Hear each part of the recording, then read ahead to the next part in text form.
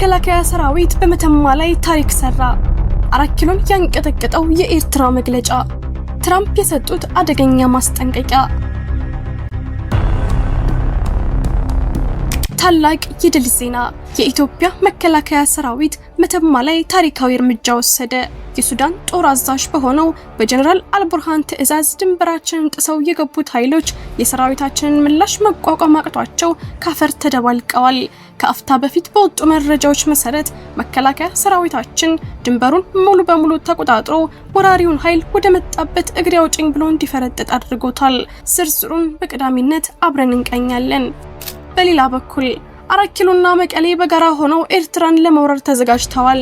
የኤርትራ የማስታወቂያ ሚኒስትር አቶ የማነ ገብረ መስቀል ዛሬ በትዊተር ገጻቸው ላይ ባሰፈሩት መልእክት መላውን ቀጠና ሊያናጋ የሚችል አዲስ የክስ ፋይል ከፍተዋል። ይህ መረጃ የፕሪቶሪያውን ስምምነት ጭምር አጠያያቂ የሚያደርግ ይመስላል። በዛሬው የዜና ዝግጅታችን ሁለቱ ተቀናቃኝ ወገኖች በጅቡቲና በሲሸልስ ስላደረጉት ሚስጥራዊ ስብሰባና የኤርትራ መንግስት እያቀረበ ስላለው ከባድ ክስ ሙሉ መረጃውን ይዘን ቀርበናል። ከውጭ ዜና በሆርሙዝ ወሽመጥ ላይ የጦርነት ነበልባል ተቀሰቀሰ። አሜሪካ በድንገት የኢራንን ድሮኖች መታጣለች። በሰላም ስምምነቱ ላይ የነበረው ተስፋ በደቂቃዎች ውስጥ ወደ ፍርስራሽነት ተቀይሯል። በዛሬው ፕሮግራማችን ዓለምን ያስደነገጠውን ይህንን ወታደራዊ ግጭትና ከጀርባው ያለውን እውነታ በጥልቀት እንመለከታለን። አብራችሁን ቆዩ። ሰላም ውድ ቤተሰቦች እንደምን አላችሁ? ይህ ዜና ላፍታ ነው። ቪዲዮውን ላይክ በማድረግ ይጀምሩ እያልን ወደ ዝርዝር ዜናዎች አለፍን። ታላቅ የድል ዜና፣ መከላከያ ሰራዊታችን በመተማ ድንበር የአልቡርሃንን ኃይል በታትኖ ድል አስመዘገበ። የኢትዮጵያ መከላከያ ሰራዊት ሀገራዊ ሉዓላዊነትን በአስተማማኝ ሁኔታ አስከበረ። ባለፉት ቀናት በሱዳን ጦር አዛዥ በጀነራል አልቡርሃን ትዕዛዝ ሲፈጸም የነበረው ወረራና የድንበር ጥሰት የመከላከያ ሰራዊታችን በወሰደው ፈጣንና ዘመናዊ እርምጃ በአሰቃቂ ሽንፈት ተጠናቋል። ለረጅም ጊዜ የኢትዮጵያን ድንበር በመጣስ በአካባቢው ነዋሪዎች ላይ ዝርፊያና እንግልትን ሲፈጽሙ የነበሩት የአልቡርሃን ወታደሮች በትላንትናው ዕለት አመሻሽ ላይ ወደ ድንበር በገባው የመከላከያ ሰራዊታችን ጥምር ኃይል መተማ ላይ ከአፈር ተደባልቀዋል።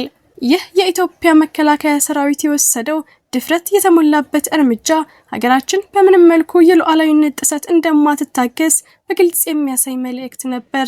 በድንበር አካባቢ የነበሩት የአልቡርሃን ጦር አባላት የመከላከያ ሰራዊታችንን ወኔና ዝግጁነት ተከትሎ መቋቋም ባለመቻላቸው ከጥቂት ደቂቃዎች የተኩስ ልውውጥ በኋላ ወደ ኋላ በመሸሽ እግሬ አውጭኝ ብለዋል። ሰራዊታችን ዳግም እንዲህ ያለ እብሪት እንዳይደገም ጥብቅና የማይረሳ ትምህርት ሰጥቷቸዋል። በድንበራችን ላይ የነበረው የሰላም ስጋትም አሁን ላይ በአስተማማኝ ሁኔታ ተወግዷል። በሌላ በኩል ይህ አፍራሽ የሆነው የአልቡርሃን ጦር በታሪካዊ ጠላቶቻችን በግብጽና በኤርትራ መንግስት በግልጽ እየታገዘ እንደሆነ የሚታወቅ ነው። በዚህም አዲስ ምዕራፍ ዘአፍሪካ ሪፖርት ባወጣው አዲስና አስደንጋጭ ዘገባ ኢትዮጵያ ለሱዳን ፈጥኖ ደራሽ ኃይሎች ወታደራዊ ድጋፍ እያደረገች መሆኑን የሚያሳዩ ከፍተኛ እምነት የሚጣልባቸው ማስረጃዎችን ማግኘቱን ይፋ አድርጓል። ይህ መረጃ ቀጠናውን ወደ ከፋ ግጭት ሊወስድ ይችላል የሚል ከፍተኛ ስጋትን ፈጥሯል። የሮይተርስ የዜና ወኪልም ቀደም ብሎ ባወጣው ዘገባ የኢትዮጵያ መንግስት ለሱዳን ፈጥኖ ደራሽ ታጣቂዎች የስልጠና ካምፕ መገንባቱን በሰፊው መዘገቡ የሚታወስ ሲሆን አሁን እየወጡ ያሉ ወታደራዊ መረጃዎች ለዚያ ዘገባ ትልቅ ማረጋገጫ በመስጠት ላይ ናቸው። የኢትዮጵያ መንግስት በይፋ ክደቱን ቢገልጽም በምድር ላይ እየታዩ ያሉ ክስተቶች ግን የቀጠናው ጂኦፖለቲካዊ አሰላለፍ ወደ አዲስና አደገኛ ምዕራፍ መሸጋገሩን በግልጽ እያሳዩ ይገኛሉ። የኢትዮጵያ መከላከያ ሰራዊት በወሰደው በዚህ ድርጊት የአልቡርሃን ጦር የውስጥና የውጭ ደጋፊዎች በከፍተኛ የዲፕሎማሲ ግፊት ውስጥ እንደሚወድቁ ግልጽ ነው። ይህ ድል የድንበር አካባቢውን ሰላም ብቻ ሳይሆን በቀጠናው ያሉትን የኃይል ሚዛኖች ወደ ኢትዮጵያ የሚጠቅም አቅጣጫ እንዲቀይሩ ያስገደዳቸው ወሳኝ የጦር ሜዳ ስልት ሆኗል። በሰሜን አፍሪካና በምስራቅ አፍሪካ መካከል እየተካሄደ ያለው ይህ የጂኦፖለቲካዊ ሽኩቻ ወደፊት ምን ያህል እንደሚባባስና የቀጠናው ሀገራት ምላሽ ምን እንደሚሆን አብረን የምናየው ይሆናል። እርሱም በዚህ መረጃ ላይ ያለውትን ማንኛውም ሀሳብና አስተያየት በኮሜንት ሴክሽን ላይ እንዲያጋሩን እየጋበዝን አሁን በቀጥታ ወደ ቀጣዩ ዜና እንለፍ። የኤርትራ ድንገተኛ መግለጫ፣ ብልጽግናና ህወሓት በድብቅ ተገናኝተው ኤርትራን ለመውረር አቅደዋል።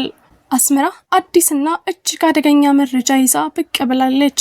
የኤርትራ መንግስት እስካሁን ያልተሰማና የሁሉንም ሰው ቀልብ የሳበ ድንገተኛ መግለጫ ወጥቷል።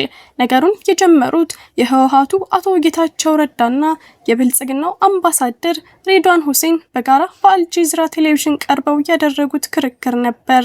ሆኖም ይህ ውይይት እንደተጠናቀቀ ከአስመራ የመጣው ምላሽ ግን የሁለቱን ወገኖች የፖለቲካ መፋለም ወደ ሌላ መለስተኛ ምዕራፍ የገፋው ይመስላል። የኤርትራ የማስታወቂያ ሚኒስትር አቶ የማነ ገብረ መስቀል በይፋዊ የትዊተር ገጻቸው ላይ ባሰፈሩት መልእክት አዲስ አበባና መቀሌ እያቀረቡ ያሉት ክሶች በሐሰት በማታለልና በተሳሳተ መረጃ የተገነቡ መሆናቸውን በመግለጽ በጥብቅ አጣጥለዋቸዋል። የአቶ የማነ ምላሽ በዚህ ብቻ አላበቃም።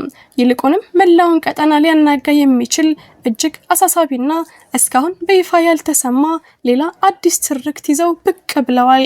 እንደ የማነ ገብረ መስቀል ገለጻ ከሆነ ዛሬ በጋራ በመሆን የኤርትራን ስም ለማጥፋት እየሞከሩ ያሉት አቶ ጌታቸው ረዳና አምባሳደር ሬድዋን ሁሴን በትክክልም ከዚህ ቀደም ተቃራኒ ወገኖች እንደነበሩ ይታወሳል። ሆኖም በስተጀርባ ግን አዲስ ሴራ ነበር ይላሉ ሚኒስትሩ። በእሳቸው ገለጻ የፕሪቶሪያው ስምምነት ከመፈረሙ ከጥቂት ወራት በፊት የኢትዮጵያ መንግስትና የህወሓት ከፍተኛ ባለስልጣናት በጅቡቲና በሲሸልስ በሚስጥር ተገናኝተው ነበር።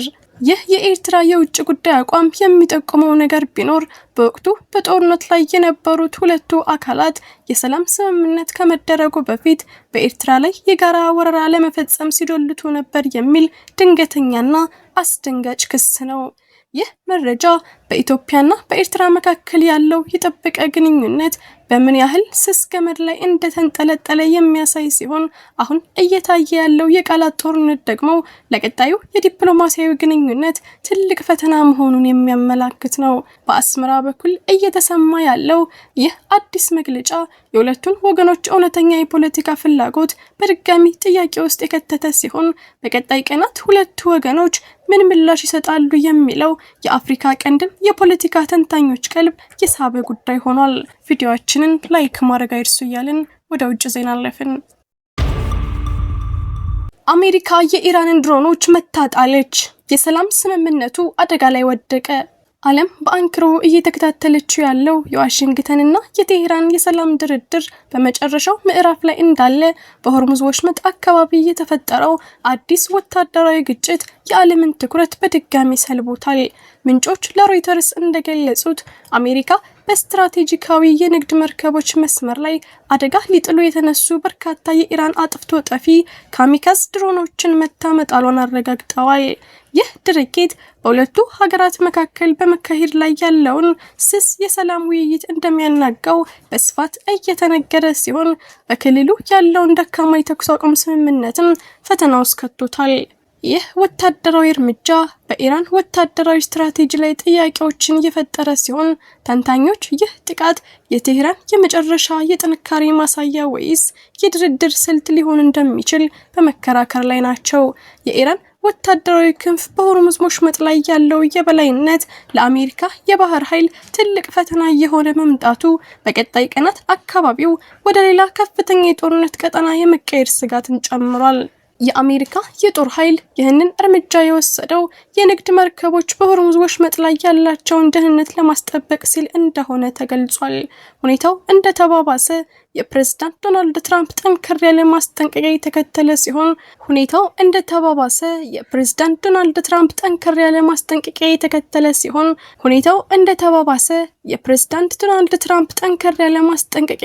ሲሆን ሁኔታዎችን በፍጥነት ወደ መቆጣጠር መምጣት አለባቸው በማለት ቴህራን በንግድ መርከቦች ላይ የምታደርሰውን ጥቃት በአስቸኳይ እንድታቆም አሳስበዋል።